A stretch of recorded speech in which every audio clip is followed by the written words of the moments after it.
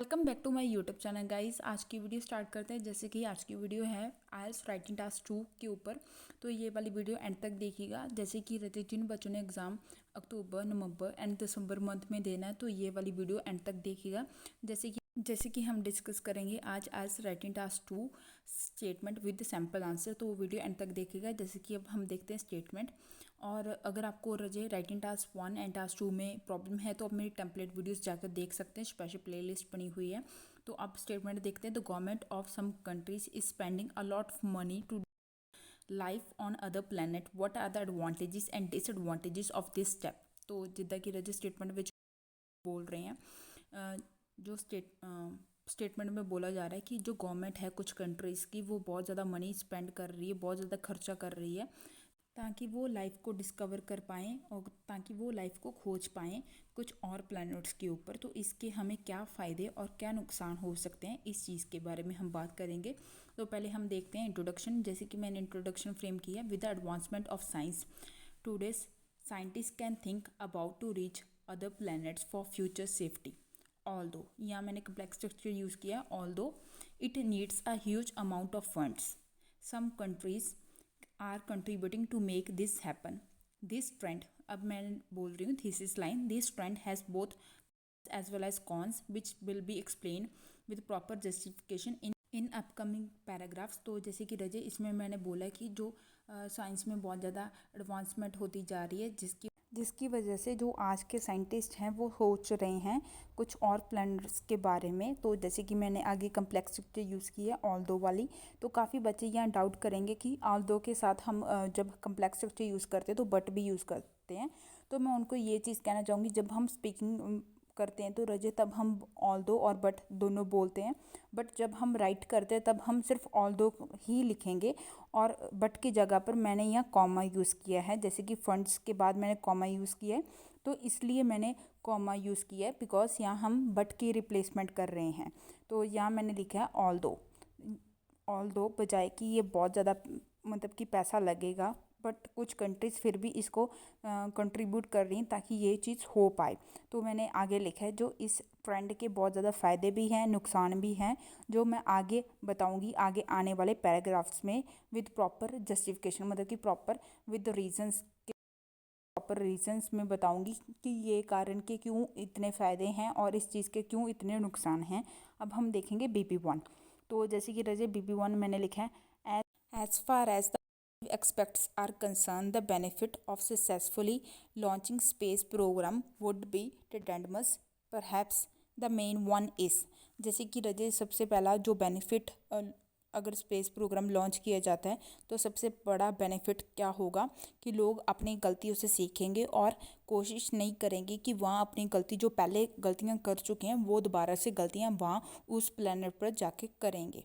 तो जैसे कि रजे मैंने आगे लिखा है, people will learn from their mistake and even will not try to repeat on this planet. तो आगे मैंने लिखा है, as according to represent the condition of earth, जो मैक्सिमम एरिया है वो स्पॉइल हो चुका है और कुछ जो एरिया बचा है वो नहीं बचा है। तो जिस कारण की वजह से जो अनदर प्लैनेट है वो हमें लोगों को शेल्टर देगा, मतलब घर देगा, स्पेस देगा इतनी बढ़ती हुई पॉपुलेशन के लिए। तो जैसे कि मैंने यहाँ आगे लिखा है, maximum area is spoiled and could not be rehabilitated and therefore another planet would give shelter and space for burgeoning population। वही पॉइंट रिपीट हो गया है। For this reason it is evident that, जैसे कि एविडेंट को हम बोल सकते हैं clear, that space exploration is significant in order to, यहाँ भी मैंने कम्प्लेक्सिटी यूज़ करने की कोशिश की है, इन ऑर्डर टू बजाय कि जो क्वालिटी ऑफ लाइफ है वो घटती जा रही है, जिस कारण की वजह से वो स्पेस एक्सप्लोजन है वो एक इम्पॉर्टेंट रोल प्ले करेगी और सिग्निफिकेंट रोल प्ले करेगी। कुछ भी बोलो, इम्पॉर्टेंट सिग्निफिकेंट, तो अपनी मर्जी से लोगों की जो लाइफ क्वालिटी है क्वालिटी ऑफ लाइफ है वो बहुत ज़्यादा घटती जा रही, जिस कारण की वजह से स्पेस एक्सपोजर का बहुत अच्छा बेनिफिट होगा लोगों को, और लोग काफ़ी अच्छी लाइफ भी जी पाएंगे। बिकॉज पहले तो पॉपुलेशन बहुत ज़्यादा बढ़ती जा रही है, एरिया जो मैक्सिमम एरिया है वो ख़राब हो चुका है, और कुछ एरिया जो है जो बचा हुआ है उसको दोबारा से रिहैबिटेट करने के लिए, मतलब कि रहने के लिए काफ़ी ज़्यादा लंबा टाइम लग जाएगा। तो इसके लिए मैं चॉइस ये है कि स्पेस प्रोग्राम लॉन्च करने चाहिए। तो जैसे कि नेक्स्ट मैंने लिखा है, असाइड फ्रॉम दिस, इसके बजाय the exploring the space has open the doors for some incredible possibilities. For example finding the another energy resources like flora and fauna, जैसे कि प्लांट्स एंड एनिमल्स के बारे में यहाँ मैंने बात की है, flora and fauna, atmosphere as well as the water resources. This prospect could help to serve humanity in a long run. तो जैसे कि रजी यहाँ मैंने कहने की कोशिश की है, अगर हम मतलब कि इस साइड को और ज़्यादा एक्सप्लोर करेंगे और ज़्यादा देखने की कोशिश करेंगे तो हमारे लिए काफ़ी अच्छे डोर्स ओपन होंगे। जैसे कि रजे हमें काफ़ी एनर्जी रिसोर्सेज के बारे में पता चलेगा, प्लांट्स एंड एनिमल्स के बारे में पता चलेगा, वाटर रिसोर्सेज के बारे में पता चलेगा। अब हम बात करते हैं जैसे कि BP2 के बारे में। जैसे कि BP2 में मैं नेगेटिव पॉइंट्स के बारे में बात करूँगी। तो जैसे कि कॉन्स के बारे में, moving towards the negative effects, तो यहाँ मैंने ई वाला डाला है। तो इफेक्ट्स का मतलब negative. The primary loss is financial resources, तो जो सबसे बड़ा लॉस होगा कि वो फाइनेंशियल पैसे का लॉस होगा। जैसे कि मैंने आगे लिखा है, मेकिंग अ मैसिव इन्वेस्टमेंट, बहुत ज़्यादा इन्वेस्टमेंट करनी एक ब्लाइंड काम के ऊपर, जैसे कि कोई अंधे काम के ऊपर, कुड बी हार्मफुल, वो हार्मफुल हो सकता है। कॉमा, यहाँ मैंने कॉमा लिखा हुआ है, और स्पेशल पॉइंट ये है कि जहाँ मैंने कॉमा नोट किया है वहाँ आप स्पेशल नोट कीजिएगा कि वहाँ मैंने कॉमा क्यों यूज़ किया है। और जैसे कि ऑल्दो के साथ कॉमा आएगा ही आएगा जब आप राइटिंग टास्क 2 में ऑल्दो वाली स्ट्रक्चर यूज़ कर रहे हैं।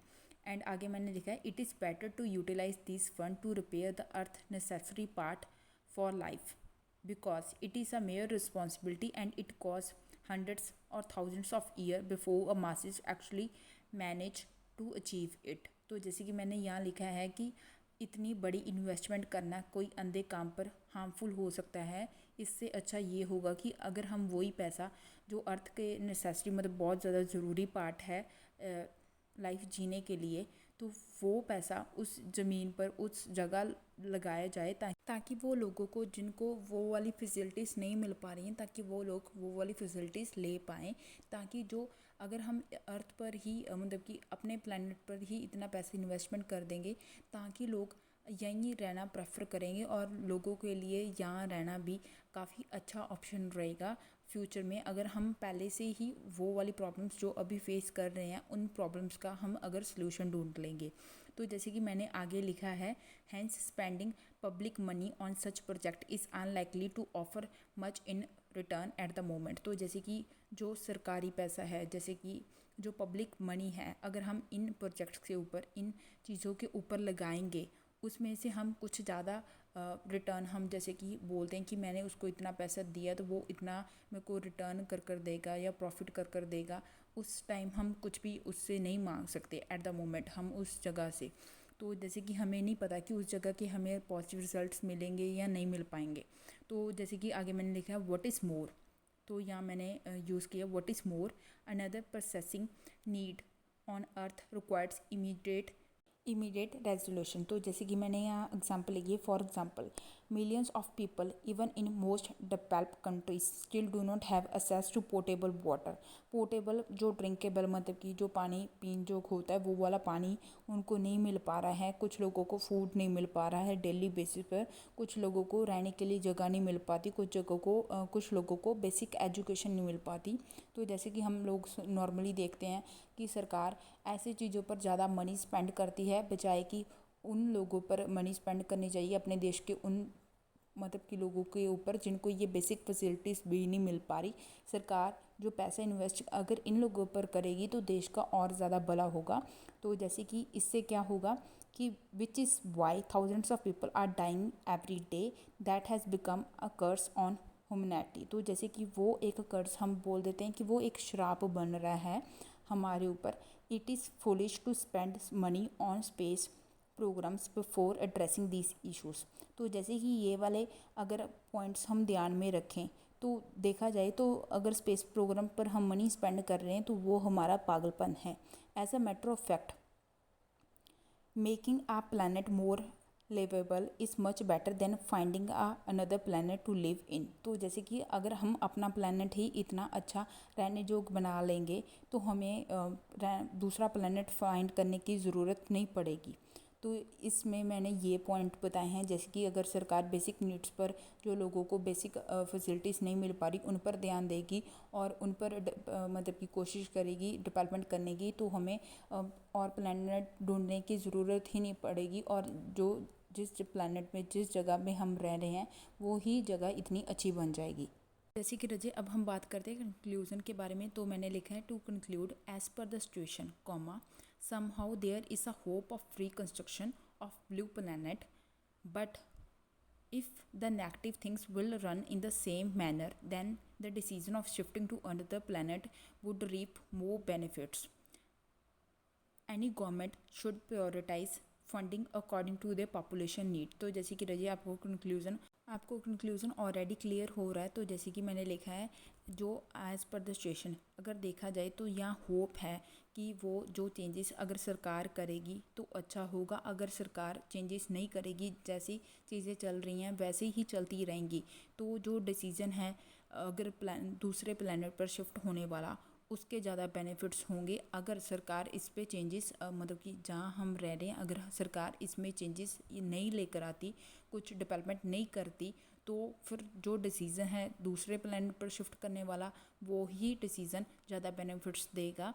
एंड जो कोई भी सरकार है उसको ये चीज़ ध्यान में रखनी चाहिए जब वो फंडिंग करती है कि उसकी पॉपुलेशन उस देश की पॉपुलेशन कितनी है और उस देश की पॉपुलेशन उस जगह में फ़िट हो पाएगी, उस प्लानट पर फिट हो पाएगी। इतनी बर्जनिंग पॉपुलेशन जो इतनी ज़्यादा उस एरिए की, उस कंट्री की पॉपुलेशन जो बढ़ती जा रही है।